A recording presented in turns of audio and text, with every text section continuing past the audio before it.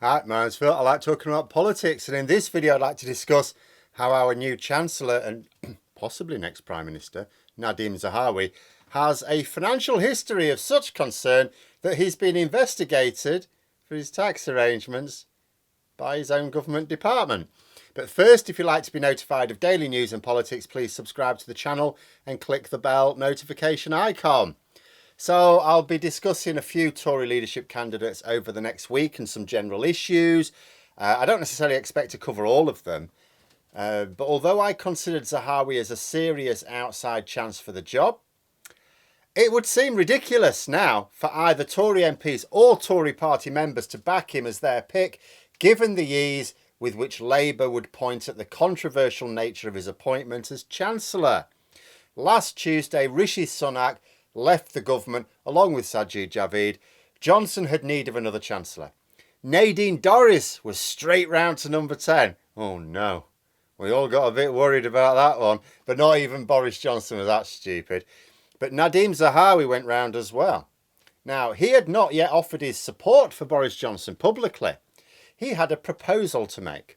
Make me Chancellor and I'll back you.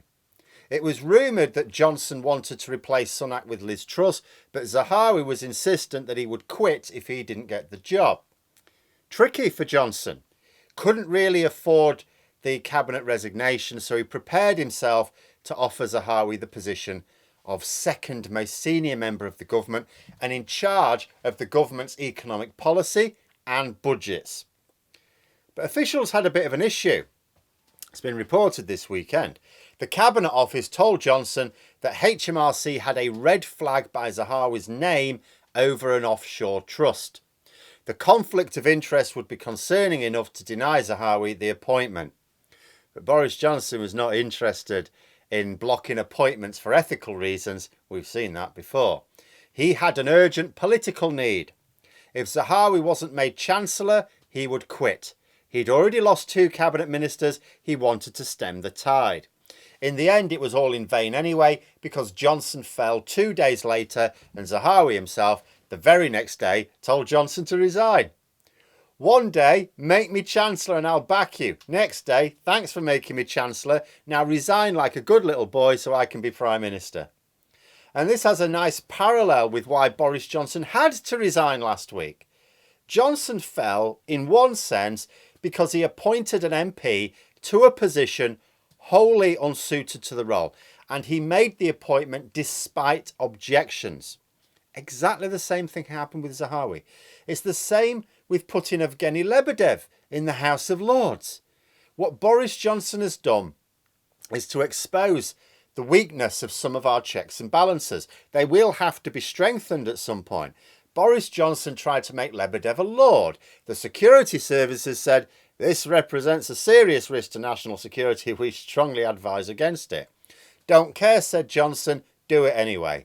And so they did, because these objections were not able to stop a corrupt or reckless Prime Minister who wanted to get their own way. Then he made Chris Pincher Chief Whip, or he wanted to. But he's a serial sex offender. He was advised, we can't do this. He can't be the person to whom MPs who have been sexually harassed go to make their complaints. All right then, said Johnson, we'll compromise. I'll make him Deputy Chief Whip instead. That's no good. It's still the same office. But Johnson just bulldozed the appointment through. It ended up causing him to fall. The fact that he didn't listen to the advice, to the warning bells, meant that he eventually fell. More specifically, it was the straw that broke the camel's back. Partygate ultimately caused him to fall. If the Pincher scandal had happened a year earlier, he would have survived it. It was only because Johnson had already trashed his public image that something like this was finally able to trip him up. But then Johnson did exactly the same thing that was, as of Tuesday, looking like ending his time in office. Remember that Johnson appointed Zahawi not as a favour, but to prevent another resignation. So he was trying to save his career. Yet he made the same reckless error that put it in jeopardy in the first place. What was he thinking? He was thinking, as he always does, how do I solve this immediate problem? No point pointing out how it'll bite him on the arse later. He'll burn that bridge when he comes to it. I mean, imagine if he had survived this week. In his head, he thought it was possible. What would he have done when this news came out? There have been question marks about Zahawi's financial dealings for years.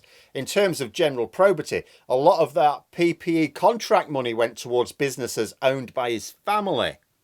Yes, this was the case for a few other Tory MPs, including Michelle Donnellan, who was a cabinet minister for a day last week. But this was not the extent of Zahawi's dodginess. The Mail ran a story a couple of years ago concerning some business dealings from 20 years prior, which he alleged to involve a little bit of forgery. Now, there's been no court case, as far as I know. We can't say Zahawi is guilty of fraud, certainly not. But there's a question mark. You know, we haven't had satisfactory answers to these questions. And his tax affairs are also coming under scrutiny now. The bottom line is that Nadhim Zahawi is the subject of an investigation by HMRC now. This is part of his own department. So the new Chancellor is being investigated for possible wrongdoing by his own government department. How does that even work?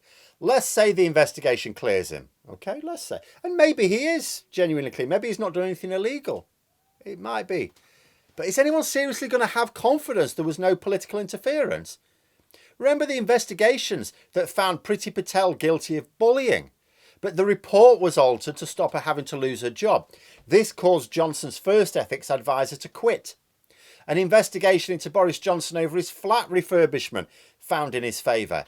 This eventually led to Johnson's second ethics advisor to quit. He's got no ethics advisor right now because no credible appointment is stupid enough to take the job.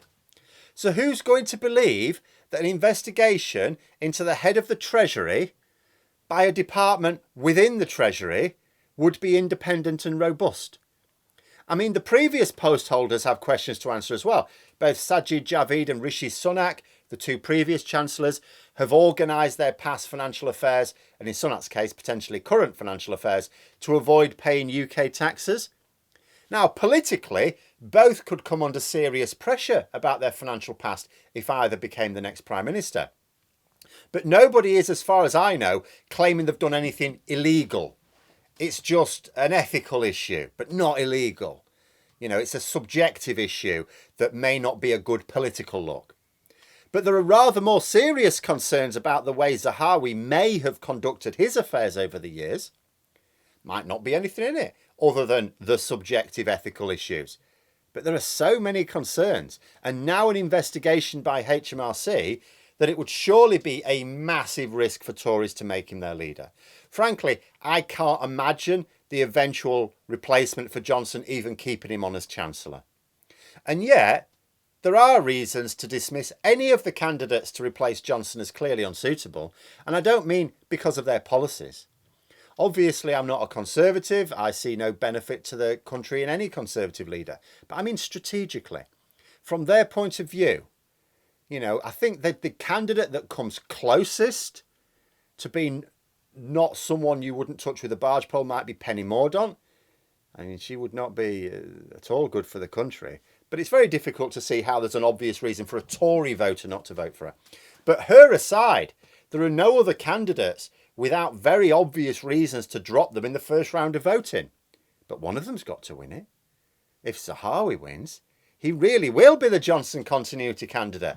Not only hasn't he distanced himself from Johnson's policies, unlike most of the rest of the field, but he's going to carry on his work in having people in government roles despite massive warning bells being sounded, starting with him. But those are my thoughts. Let me know yours in the comments below. I hope you found the video interesting. If you did, please click the like button. And if you'd like to support the channel further, the join button for memberships. And until next time, I'll see you later.